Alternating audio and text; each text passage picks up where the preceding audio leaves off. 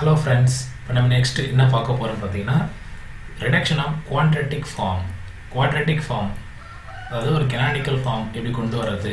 So இது வந்து நிறைய எக்ஸாம்ல திரும்ப ரிப்பீட்டடா மேட்ரிக்ஸ்ல இருந்து 4 क्वेश्चन வருதுன்னா கண்டிப்பா இது ஒரு क्वेश्चनா தான் இருக்கும்.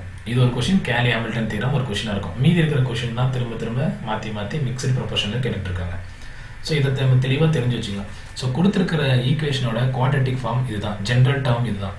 ஸோ ஜென்ரல் டேர்ம் வந்து இப்படி தான் இருக்கும். a11 x1 square, a22 x2 square, a33 x3 square, 2a12 x1 x2, 2a23 x3 x2 x3, 2a13 x1 x2. இதுதான் வந்து ஜென்ரல் ஈக்குவேஷன். அதாவது நம்ம கொஷின் கொடுக்குற ஈக்குவேஷன் ஃபார்மேட் இப்படி தான் இருக்கும். ஸோ அதை நம்ம வந்து reduction on quadratic form என்ற ஃபார்மேட் இதுதான். ஸோ இந்த ஃபார்மேட் வந்து ஞாபகம் வச்சுங்க ஃப்ரெண்ட்ஸ், இந்த ஃபார்மேட் வந்து ரொம்ப முக்கியம். Coefficient of x1 square. So x1 square இங்கே இருக்கு பாருங்க, இங்கே இருக்கு x1 ஸ்கொயர். x1 ஸ்கொயரோட கோஎஃபிஷியன்ட் இது a11. புரியுதுங்களா? அதை எடுத்து அப்படியே இந்த இடத்துல போட்டுக்கணும். அடுத்து டயகனல் பாருங்க, x2 ஸ்கொயர் x3 ஸ்கொயர். ஈஸியாக ஞாபகம் வச்சுக்கிறதுக்கு சொல்கிறேன். x2 ஸ்கொயர்னும் போது இங்கே a22, இங்கே வந்து பார்த்தீங்கன்னா a33 வரும். அடுத்து half of coefficient of x1 x2, half of coefficient of x1 x2. x1 x2 ஓட coefficient இது 2a12. so 2a12 divided by 2. ஏன்னா half of தானே, ஸோ இந்த 2 கேன்சல்.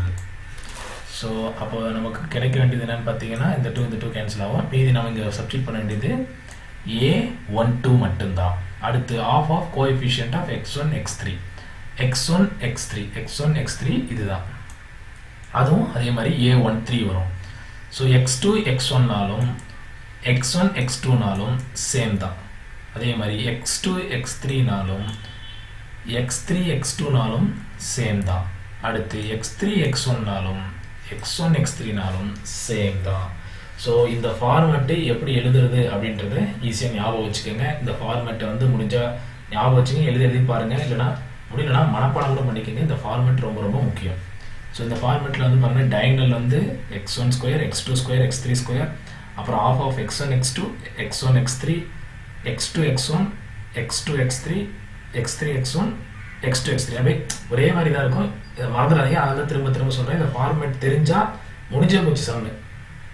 இந்த ஃபஸ்ட்டு இப்படி தான் ஒரு ஈக்குவேஷன் ஃபார்மேட்டில் இருக்கும். அந்த ஃபார்மேட்டை இப்படி எழுதணும், அவ்வளோதான். இதோட சம் முடிஞ்சு போச்சு. இப்போ நான் சம் பார்க்குறேன் பாருங்கள், ஈஸியாக சிம்பிளாக ஒரே ஸ்டெப்பில் தான் ஆன்சர் போட்டிருப்பேன். நான் பாருங்கள், இது கொஷினு, இது அந்த ஃபார்மேட்டு, டேரெக்டாக ஆன்சர். இப்போ பாருங்கள், அந்த ஃபார்மேட்டை வந்து மைண்டில் ரெண்டும் ஃபிக்ஸ் பண்ணி வச்சுக்கோங்க. x1 ஸ்கொயர் இந்த ஃபஸ்ட்டு இந்த ஃபார்மேட் எடுத்து எழுதிக்கோங்க. ஃபார்மேட் எழுதிட்டு coefficient of x1 square. Coefficient of x1 square என்ன 2. ஸோ 2 எடுத்து எழுதிட்டோன்னா இங்கே வருங்க. அடுத்து coefficient of x2 square, coefficient of x3 square. Coefficient of x2 square -2. Simple ரொம்ப முக்கியம், சிம்பிள் ஞாபகம் வச்சுங்க. கோஎஃபிஷியன்ட் ஆஃப் x3 ஸ்கொயர் வந்து 4. இந்த பாருங்க, -2 4. சிம்பிளாக முடிஞ்சு பாருங்க. அடுத்து x1 x2 இங்கே பாருங்க, கோஎஃபிஷியன்ட் ஆஃப் x1 x2வை 2ஆல் டிவைட் பண்ணணும். ஸோ ஏற்கனவே 2ன்னு இருக்குது. ஸோ அதை 2ஆல் டிவைட் பண்ணிங்கன்னா 1. அடுத்து பாருங்க, coefficient of x1 x3. Coefficient of x1 x3 இங்கே இருக்குது. அதை 2ஆல் டிவைட் பண்ணணும். ஸோ சிம்பிளாக முக்கியம் சொன்னேன். இங்கே பாருங்க, இங்கே வந்து -6 இருக்குது, divided by 2. So divided by 2.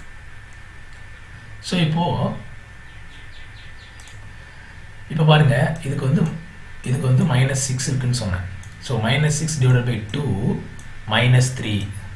புரியுதுங்களா? சிம்பிளாக எடுத்து எழுதுறதா ஃப்ரெண்ட்ஸ், அவ்வளோதான். வேறு ஒரு கஷ்டமே கிடையாது. அடுத்து x1 x2 என்ன சொன்னேன், x1 x2நாலும் x2 x1நாலும் சேம். அப்போ இதோட வேல்யூ 1னா இதோட வேல்யூ 1 தான். அடுத்து x2 x3யோட வேல்யூ என்ன இருக்குது, +6. +6ஐ 2ஆல் டிவைட் பண்ணிங்கன்னா 3. ஓகேவா ஃப்ரெண்ட்ஸ்? புரிஞ்சுங்களா? கிளியராக பார்த்துங்க. அடுத்து x1 x3நாலும் x3 x1நாலும் சேம் தான். அப்போ இதோட வேல்யூ என்ன, -3னா அப்போ இதோட வேல்யூ -3 தான்.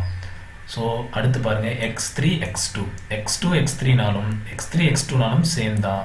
ஸோ அதனால் சேம் வேல்யூ 3. அடுத்து பாருங்கள் ஃப்ரெண்ட்ஸ், அவ்வளோதான். மற்றெல்லாம் டைகனல் வேல்யூஸ் எடுத்து எழுதிட்டேன். இந்த ஃபார்மேட்டை இந்த மாதிரி எழுதிங்கன்னா முடிஞ்சு போச்சு ஃப்ரெண்ட்ஸ். இவ்வளோ தான் ஆன்சர். சிம்பிள், ரொம்ப சிம்பிள். இது தெரியாமல் நிறைய பேர் முடிச்சுட்டு இப்போ பாருங்கள், அந்த ஃபார்ம் கொடுத்துட்டாங்க, அதாவது ஆன்சரை கொடுத்துட்டாங்க, கொஷின் என்னவா இருக்கும்னு சொல்லி கொஷின் கேட்டிருக்காங்க. அவ்வளோதான். புரியும் நினைக்கிறேன். இங்கே பாருங்கள், ஆன்சர் கொடுத்துட்டாங்க, ஆன்சர் கொடுத்துட்டு ஸோ இதுக்கான கொஷின் என்னவா இருக்கும் அப்படின்னு சொல்லி கேட்குறாங்க. இங்கே பாருங்கள், ஃபஸ்ட்டு ஃபார்மேட்டு அதே மாதிரி தான் A11 A12 A13 A21 A22 A33 A31 A32 A33. So இந்த ஃபார்மேட் கொடுத்துட்டாங்க. கொடுத்துட்டு இப்போ வந்து ஈக்குவேஷன் எல்லாம் மைண்டில் வச்சுங்க. ஃபஸ்ட்டு இருக்கிற ஒன் வந்து x1 square. So A11 x1 square. அடுத்து A12 A22 x2 square A33 x3 square. அடுத்து 2A12 x1 x2 2A23 x33. இதுதான் நான் மேலே வந்து ஜென்ரல் ஃபார்ம் சொல்லியிருந்தேன், அதையும் ஞாபகம் வச்சுக்கணும்னு சொன்னேன். இந்த ஈக்குவேஷனில் இங்கே இருக்கிற வேல்யூ எடுத்துகிட்டு வந்து சப்ஸ்டியூட் பண்ண ஆன்சர் முடிஞ்சு ஃப்ரெண்ட்ஸ். இப்போ பாருங்கள், A11 x1 ஸ்கொயர். A1ஓட வேல்யூ என்ன? இங்கே 0. ஸோ 0க்கு மதிப்பு இருக்கா? இல்லை. அடுத்து A22ஓட வேல்யூ இங்கே பாருங்கள். இதுக்கு நேராக என்ன வேல்யூ இருக்குன்னு பாருங்கள். இதுக்கு நேராக 1 இருக்குது. So 1 x2 square. அடுத்து பாருங்கள் A33. இங்கே பாருங்கள் A33 தான் இருக்குது. அப்போ A33க்கு நேராக என்ன வேல்யூ இருக்குது பாருங்கள், 2. So 2 x3 square. அடுத்து பாருங்கள் A12ஓட வேல்யூ இதுதான். A12க்கு நேராக என்ன இருக்குது பார்த்தீங்கன்னா 5. ஸோ இந்த ஈக்குவேஷனில் பாருங்கள், A12ஓட வேல்யூ 5 இன்ட்டு 2. ஸோ இங்கே பாருங்கள் 2 இருக்குது. A12ஓட வேல்யூ தான் 5. ஸோ அதை 2ஆல் மல்டிப்ளை பண்ணால் 10x1 x2. இந்த 2ஆல் மல்டிப்ளை பண்ணுறது நிறைய பேர் தப்பு பண்ணுவாங்க. நம்ம தப்பு பண்ணணுன்றதுக்காகவே இந்த ஆப்ஷன் என்ன பண்ணுவோம், ஃபஸ்ட் ஆப்ஷனாக வச்சுருப்பாங்க. நம்ம பார்த்து அப்படியே டிக் பண்ணிட்டு போயிடுவோம். அடுத்து A23 இங்கே இருக்குது. இங்கே பாருங்கள் A23 இங்கே இருக்குது. இதுக்கு நேராக இருக்கிற வேல்யூ பாருங்கள் 6. So 6 into 2 12. புரியுதுங்களா? 12. அடுத்து ரிமைனிங் இருக்கிற வேல்யூ பாருங்கள் A13 எங்கே இருக்குது? இங்கே இருக்குது. ஸோ A13க்கு நேராக இருக்கிற value -1. So -1 into 2. So -2 into x1 into x3. அவ்வளோதான் ஃப்ரெண்ட்ஸ். இதுதான் வந்து அந்த ஃபார்மேட்டில் எழுதுறது.